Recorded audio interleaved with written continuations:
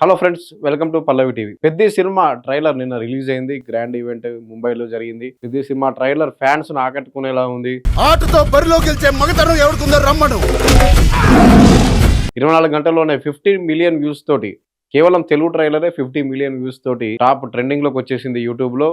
Pan India range లో ఈ సినిమాని తీశారు. ఇంకా హిందీ, తమిళ్, తెలుగు అన్ని భాషలు కూడా విడుదల చేస్తున్నారు. వరల్డ్ వైడ్ గా జూన్ 4న రిలీజ్ కాబోతుంది. జూన్ 3 కి ప్రీమియర్స్ పడబోతున్నాయి. మధ్యప్రదేశ్ లో రిలీజ్ ఈవెంట్ కూడా నిర్వహించేందుకు మూవీ టీం ప్లాన్ చేస్తుంది. అయితే పెద్ద సినిమాకి సంబంధించి ట్రైలర్ లో అంటే ఏం చూపించబోతున్నాడు బుచ్చిబాబు అంటే, బుచ్చిబాబు ట్రైలర్ రిలీజ్ కంటే ముందు కొన్ని ఇంటర్వ్యూలు ఇస్తూ వచ్చాడు. ఈ సినిమా లగాన్ కాదు, దంగల్ కాదు, ఒక sports drama 1980s Vizianagaram back drop. కానీ మా ఊర్లో పెద్దిరాజు అనే వ్యక్తి ఎవరైతే ఉంటారో పేదరికం నుంచి వచ్చాడో, అతను అన్ని ఆటలు ఆడేవాడు, డబ్బు కోసం అంటే ఏ టీం తరపునైనా ఆడేవాడు. అతన్ని స్ఫూర్తిగా తీసుకొని రాశాను ఈ సినిమా స్టోరీ అని బుచ్చిబాబు క్లారిటీ ఇచ్చేసాడు ఆల్రెడీ. కానీ ట్రైలర్లో చూపించింది మాత్రం ఒక మల్లయోధుడిగా, అటు ఒక రెజ్లర్గా, ఒక క్రికెటర్గా, ఒక అథ్లెటిక్గా, 3 ఆటల్లోనూ ఒక క్రాస్ ఓవర్ అథ్లెట్ అని బొమ్మని రాని స్టార్టింగ్ లోనే చెప్పేస్తాడు. ఎవరి క్రాస్ ఓవర్ అథ్లెట్ ఎవరని చెప్పి అంటే ట్రైలర్ స్టార్టింగ్ లోనే వస్తుంది. జయపద్ బాబు కనిపిస్తాడు. తర్వాత ఒక ట్రైన్ సీన్ లో, తర్వాత వెంటనే నా ఇష్టమైన క్రికెటర్ పెద్ది, నా ఇష్టమైన రెజ్లర్ పెద్ది, నా ఇష్టమైన రన్నర్ పెద్ది అని చెప్పి 3 ఇట్లోనూ చూపిస్తాడు. అంటే ఎవరి క్రాస్ ఓవర్ అథ్లెట్ అని చెప్పి బొమ్మనిరాన్తో డైలాగ్ ఉంటుంది. 3 ఆటల్లోనూ బాగా ఆడే వ్యక్తి ఇందులో రామ్ చరణ్ చూపించారు. కానీ రామ్ చరణ్కి సంబంధించి ఇందులో స్పోర్ట్స్ బ్యాక్ డ్రాప్ సినిమా లేదంటే ఒక రివెంజ్ స్టోరీ. ఎందుకంటే ఒక ఫోటో చూద్దాం ఇప్పుడు. ఇందులో ఇది ట్రైలర్లో చూపించిన ఫింగర్ ప్రింట్ ఫోటో. ట్రైలర్లో ఒక చోట ఈ ఫింగర్ ప్రింట్ అంటే ఇక్కడ డైలాగ్ ఏమొస్తుందంటే, చాలా మంది నేను ఆడాను అనుకున్నారు, కాదు కాదు నేను పోరాడాను అని ఒక డైలాగ్ వస్తుంది. ఆ టైంలో ఢిల్లీలో రామ్ చరణ్ తిరుగుతున్నటువంటి విజువల్స్తో పాటు ఒక చిన్న క్లిప్, ఒక 1 సెకండ్లో ఈ క్లిప్ చూడండి. ఇది రివర్స్లో అంటే ఇది ట్రైలర్లో చూపించడం ఇలా ఉంటుంది. ఇది ఇక్కడ తంబు పెడుతూ అంటే ఇక్కడ వేలుముద్ర ఇంకుతోటి ఉంది, ఇక్కడ రక్తం వేలుముద్ర ఉంది. అంటే ఆ డైలాగ్ ముందు ఆ డైలాగ్తో పాటు వచ్చేసింది. ఇది మనం రివర్స్ చేసి చూద్దాం ఏముందో ఇందులో. ధ్వంసం చేయడం, ఇది కూడా ధ్వంసం చేయడం. ధ్వంసం అంటే ఇది విధ్వంసం ఉండొచ్చు, ధ్వంసం ఉండొచ్చు. దీన్ని రివర్స్, దీన్ని ఈ పిక్ను రివర్స్ చేస్తే అంటే ఇది ట్రైలర్లో చూపించింది. ఇది యాక్చువల్గా ట్రైలర్లో చూపించిన ఇమేజ్ ఇది. ఈ రక్తంతో తంబు కింద ఇంకు ఉంటుంది. దీన్ని మనం రివర్స్ చేసి చూస్తే అక్షరాలు కరెక్ట్ అక్షరాలు కనబడుతున్నాయి.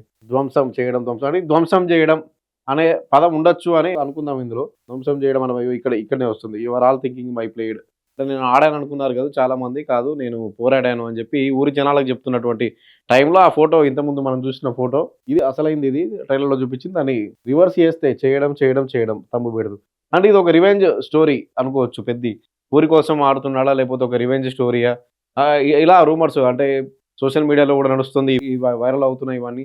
పెద్ది సినిమా ఏంటి, ఒక రంగస్థలం ఎలాగైతే విలేజ్ బ్యాక్ డ్రాప్తో వచ్చిందో, 1985 విలేజ్ బ్యాక్ డ్రాప్ తోటి రంగస్థలం సినిమా వచ్చిందో, రంగస్థలం సినిమా ట్రైలర్కి ముందు కూడా అది రంగస్థలం ఎటువంటి సినిమా, ఎలాంటి సినిమా, చాలా ఊహాగానాలు వచ్చాయి. రంగస్థలం పక్కగా రివెంజ్ సినిమా అది. ఎందుకంటే స్టోరీలో ఎన్ని మలుపులు ఉన్నా కానీ రివెంజ్ సినిమానే. ప్రకాష్ రాజును బతికించి మరీ అంటే తన ఆ సోదరుణ్ణి ఎవరైతే చంపారో ప్రకాష్ రాజును, ఆదిపిని శెట్టి యాక్ట్ చేశాడో, అతన్ని పగ తీర్చుకోవడం కోసమే అతని యాక్సిడెంట్ అయిన వ్యక్తిని బతికించి మరీ తానే చంపడం, అది రంగస్థలం స్టోరీ.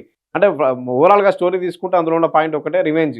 పెద్ద సినిమా కూడా రివెంజ్ బ్యాక్ డ్రాప్ తోటి, అంటే ఇందులో స్పోర్ట్స్ అనేది కొంత పెట్టి మిగతా అంతా రివెంజ్ బ్యాక్ డ్రాప్తో నడుస్తుంది. ఎందుకంటే ఇవన్నీ చూస్తే ఈ ఫింగర్ ప్రింట్ కానీ ఇవన్నీ ఎందుకంటే రకరకాల సోషల్ మీడియాలో వస్తున్నాయి, ఇవన్నీ వైరల్ అవుతూ పెద్ద సినిమా.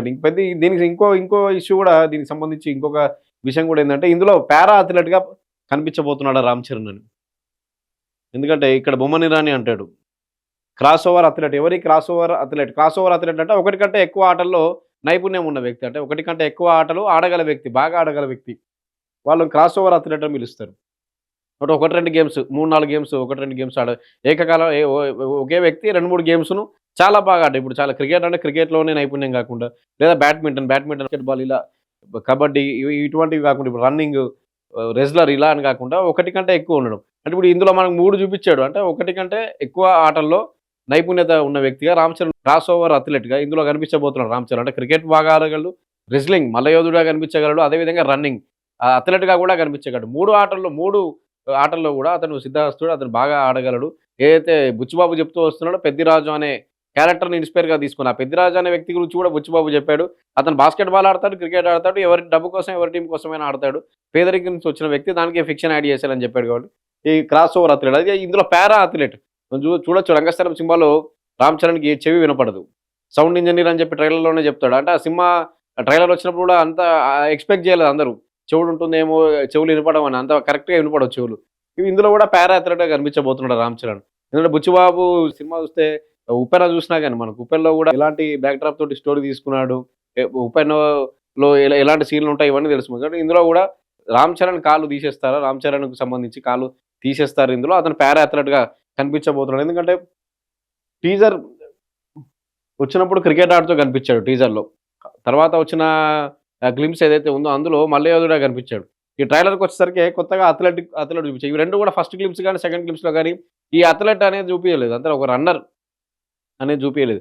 ఫస్ట్ గ్లిమ్స్లో ఏమో బ్యాట్ పట్టుకొని 6 కొడుతున్నట్టు ఫోజ్ ఒకటి ఫస్ట్ గ్లిమ్స్లో వచ్చింది క్రికెట్ ఆడుతూ. సెకండ్ గ్లిమ్స్లో వచ్చేసరికి మల్లయోధుడిగా ఆ గ్లిమ్స్ ఒకటి వచ్చింది సెకండ్ గ్లిమ్స్ పెద్దికి సంబంధించి. మొత్తంగా ట్రైలర్ వచ్చేసరికి నేను వచ్చిన ట్రైలర్లో కొత్త ఆటను కూడా చూపించేవాడిని. అంటే రామ్ చరణ్ రన్నింగ్లో కూడా మొత్తంగా క్రాస్ ఓవర్ అథ్లెట్, ఒకటి కంటే ఎక్కువ ఆటలు అతను మంచిగా ఆడగలడు. ఈ ట్రైలర్ చివర్లో పెద్ది ఆన్ ఫీట్ అంటే పెద్ది వస్తున్నాడు అంటే అథ్లెటిక్ దానికి సంబంధించి రన్నింగ్ ట్రాక్ ఏదైతే ఉందో అందులోకి వెళ్ళే ముందు 27 అనేది మార్చ్ 27 రామ్ చరణ్ బర్త్డే. యాక్చువల్గా 27కే సినిమా రిలీజ్ చేద్దాం అనుకున్నారు. ఏప్రిల్ 30 నుంచి మళ్ళీ జూన్ 4కు వాయిదా పడింది. ఏదైతే సాంగ్ ఉందో సాంగ్ వల్ల షూట్ లేట్ అయింది. మధ్యలో రామ్ చరణ్ కంటికి గాయం కానీ ఇప్పుడు మణికట్టు సర్జరీ కూడా ఉంది రామ్ చరణ్కి. ఇది 27 అనేది అంటే ఆ విధంగా ప్లాన్ చేసుకున్నది అయి ఉండొచ్చు. 27 అనే జెర్సీ నెంబర్ ఉండడం అనేది. ఇందులోకి వెళ్ళే ముందు వచ్చేది కూడా పెద్ద ఆన్ ఫీట్ అని వస్తుందంటే ఇక్కడ కుంటుతూ కూడా నడుస్తుంటాడు రామ్ చరణ్. బాగా అబ్జర్వ్ చేస్తే ట్రైలర్లో ఒక కాలు కుంటుతూ నడుస్తున్నట్టు అంటే ఇబ్బంది పడుతున్నాడు. అంటే అది దెబ్బల వల్ల ఇబ్బంది పడుతున్నాడు, సినిమాలో ఏదైనా ఫైట్ సీన్ల వల్ల వచ్చిందా, లేదంటే నిజంగానే కాలు లేక ఇబ్బంది పడుతున్నాడా, పారా అథ్లెట్గా ఉండబోతున్నాడా అనేది సినిమా చూస్తే తెలుస్తుంది. మొత్తంగా అయితే ఇది రన్నింగ్ ట్రాక్ ఈ సంబంధించి. ఇప్పుడు ఏదైతే రెజ్లింగ్ ఈ సినిమాలో మళ్ళీ ఒకటి బాగా అబ్జర్వ్ చేస్తే ఈ సినిమా ట్రైలర్కి సంబంధించి క్రికెట్, రెజ్లర్, అథ్లెట్ ఈ మూడిట్లో ఏదైతే విలేజ్లో ఉన్న సీన్లలో ఇట్లా కూడా క్రికెట్ ఆడుతూ కనిపిస్తాడు, రెజ్లింగ్, రన్నింగ్ ఈ మూడు కనిపించాయి. కానీ ఢిల్లీకి వెళ్ళిన తర్వాత కొన్ని సీన్లు చూపించారు. ఇంతకుముందు చెప్పుకున్నట్టుగా నేను బాగా ఆడాను అనుకున్నారు కానీ ఇప్పుడు నేను బాగా పోరాడాను అనే డైలాగ్ ఏదైతే ఉందో ఢిల్లీకి వెళ్ళిన అప్పుడు సీన్లు చూపిస్తారు. అక్కడ ఏదో గ్లాసులు కడుగుతున్న సీన్లు ఇవన్నీ చూపిస్తారు అందులో ఇవన్నీ. అయితే అక్కడ మనం చూస్తే ఎక్కడ కూడా క్రికెటర్గా కనిపించాడు ఎక్కడ కూడా. అంటే ఆ సీన్లు ఉండవు, ఓన్లీ రెజ్లింగ్ చేస్తూ కొన్ని సీన్లు ఉన్నాయి అందులో. ఢిల్లీకి అంటే కొన్ని సీన్లు ట్రైలర్ మధ్యలోకి రాగానే రెజ్లింగ్ చేస్తూ కొన్ని సీన్లు కనబడతాయి. అంటే రెజ్లింగ్ కోర్ట్ ఇది అథ్లెటిక్స్ సంబంధించింది. రెజ్లింగ్ చేస్తూ కూడా కొన్ని సీన్లు మనకు కనిపిస్తాయి. అంటే రెజ్లింగ్ కోర్ట్లో కొన్ని సీన్లు కనబడతాయి ట్రైలర్ ఎండ్లో. అదేవిధంగా అథ్లెటిక్ ట్రాక్లోకి వెళ్లే ముందు ఒక సీన్ ఉంటుంది. అంటే ఈ రెండు చూపిస్తాయి కానీ క్రికెటర్గా కూడా ఎక్కడ చూపించారు. మళ్ళీ స్టార్టింగ్లో చూపించింది కానీ ఈ ట్రైలర్కు ముందు అంటే ఈ సీన్కు ముందు క్రికెట్ బ్యాట్ పడుతూ మళ్ళీ రెజ్లర్గా కూడా చూపిస్తారు. అంటే ఒక మనిషిని ఎత్తేసే వీడియో అది చూపించిన తర్వాత ఇది వచ్చేస్తుంది పెద్ద ఆన్ ఫీట్ అని చెప్పి ఒకటి వస్తుంది. అంటే క్రికెట్ తర్వాత రెజ్లింగ్ తర్వాత అథ్లెట్. ఈ క్రికెట్కి సంబంధించింది మళ్ళీ ట్రైలర్ చివరిలో చూపించారు. ట్రైలర్ చివరిలో అంటే ఒరిజినల్ క్రికెట్ గ్రౌండ్లోకి ఎంటర్ అయ్యే చూపించారు. రెజ్లింగ్ సంబంధించి రెజ్లింగ్ కోర్ట్ ఉంటుంది. అదే athletic ground, athletic running track కూడా రెండు చూపిస్తారు. అంటే క్రికెటర్ నుంచి రెజ్లర్ నుంచి అథ్లెటిక్ ఈ మూడింటికి మళ్ళీ అందులో కూడా పారా అథ్లెట్. అంటే 3 ఆటల నుంచి చివరికి పారా అథ్లెట్గా రామ్ చరణ్ ఇందులో చూపించబోతున్నారు. కాలు ఉంటుందని అంటే సోషల్ మీడియాలో జరుగుతున్న ఒక ప్రచారం అయితే ఉంది. ఇందులో జాన్వీ కపూర్ విషయానికి వస్తే జాన్వీ కపూర్ కేవలం గ్లామర్ కోసమే జాన్వీ కపూర్ని తీసుకున్నట్టుగా తెలిసిపోతుంది. ఎందుకంటే ట్రైలర్కి సంబంధించి ఎక్కడ కూడా జాన్వీ కపూర్ రామ్ చరణ్కి సంబంధించి ఒక్క సీను జాన్వీ కపూర్ని పట్టుకున్న సీన్ ఒకటి తప్పితే ఎక్కడ కూడా రొమాంటిక్ సన్నివేశాలుగా నావేమీ కనిపించలేదు.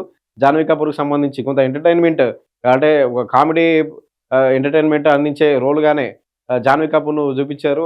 సినిమా చూస్తే తప్ప తెలియదు. ఎందుకంటే జాన్వీ కపూర్ సంబంధించి కేవలం గ్లామర్ పరంగానే సినిమా ఉన్నట్టుగా తెలుస్తుంది. మొత్తం రామ్ చరణ్ను బేస్ చేసుకునే ట్రైలర్ మొత్తం రామ్ చరణ్కి హైలైట్ చేస్తుండే రామ్ చరణ్కి సంబంధించి ట్రైలర్ అంతా ఉంది. జగపత్ బాబు అప్పల సూర్య అనే క్యారెక్టర్లో జగపత్ బాబు కనిపిస్తే జగపత్ బాబు చెప్పే డైలాగ్స్ కూడా ఇందులో చూడాలి.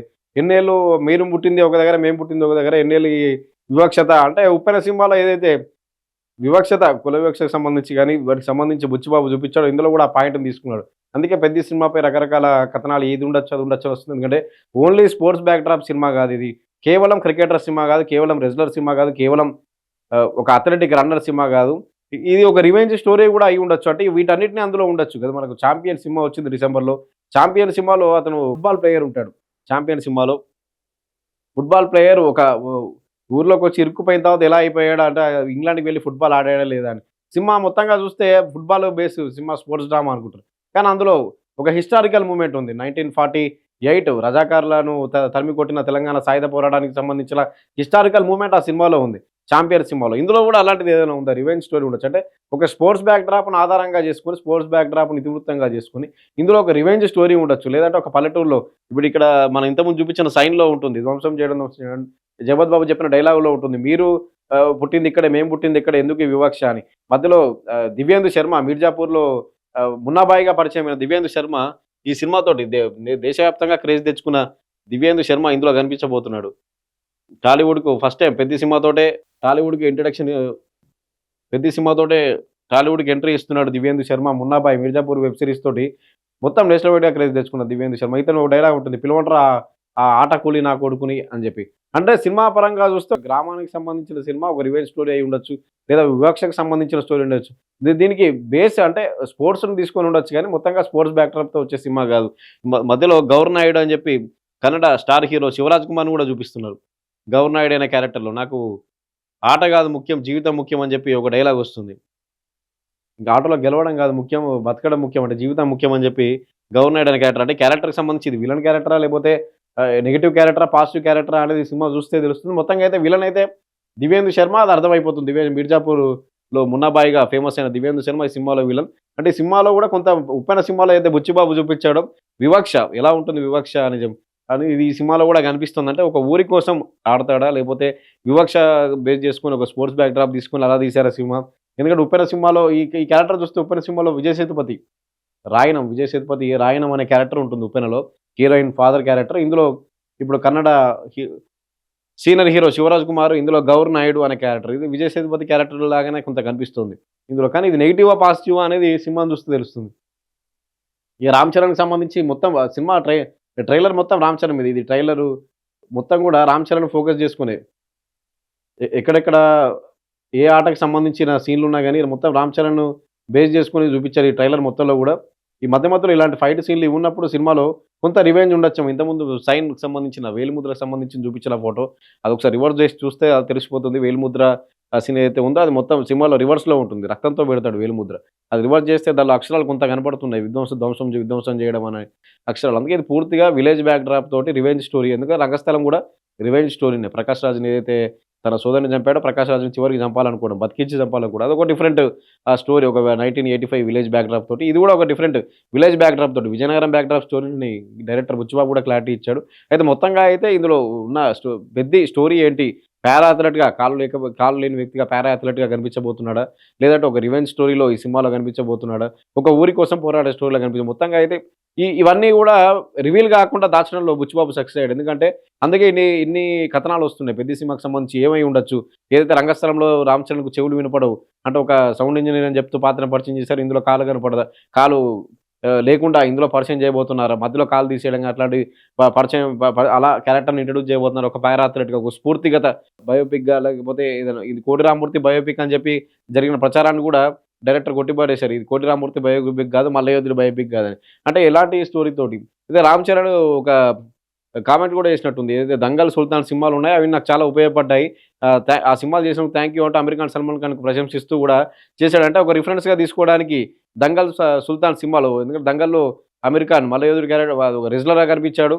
పిల్లలకు రెజ్లింగ్ నేర్పించాడు. అది బయోపిక్ అది. అదే 'సుల్తాన్' సినిమాలో కూడా సల్మాన్ ఖాన్ రెజ్లర్‌గా కనిపించాయి. 2 సినిమాలు కూడా నాకు చాలా హెల్ప్ అయ్యాయని చెప్పి కూడా రామ్ చరణ్ చెప్పాడు. మొత్తంగా అయితే ఈ సినిమా మొత్తంగా చూసుకుంటే ఓవరాల్‌గా ఫ్లాట్‌గా స్టోరీ అయితే రివెంజ్ స్టోరీ అయి ఉండొచ్చు అనేది మాత్రమే టాక్ బాగా నడుస్తుంది. ఎందుకంటే జూన్ 4న రిలీజ్ అయ్యేంత వరకు తెలియదు. అందుకే డైరెక్టర్ బుచ్చిబాబు కూడా చాలా క్లియర్ కట్‌గా ట్రైలర్‌ని కట్ చేయించాడు. ఎక్కడా కూడా స్టోరీ మొత్తం రివీల్ కాకుండా. అందుకే ఇన్ని రకరకాల కథనాలు వస్తున్నాయి. రామ్ చరణ్ ఇందులో ఎలా కనిపించబోతాడు అని చెప్పి. మొత్తంగా అయితే క్రాస్ ఓవర్ అథ్లెట్ అదొకటి బొమ్మన రాణితో డైలాగ్ చెప్పించారు. ఒకటి కంటే ఎక్కువ ఆటల్లో ఇందులో బాగా సిద్ధహస్తుడు, మంచి ఆట ఆడగలరని. కానీ దీన్ని దేనికోసం ఆడతాడు ఆట అనేది ఈ సినిమా చూస్తే తెలుస్తుంది. మొత్తంగా అయితే జూన్ 4 వరకు వెయిట్ చేయాల్సిందే.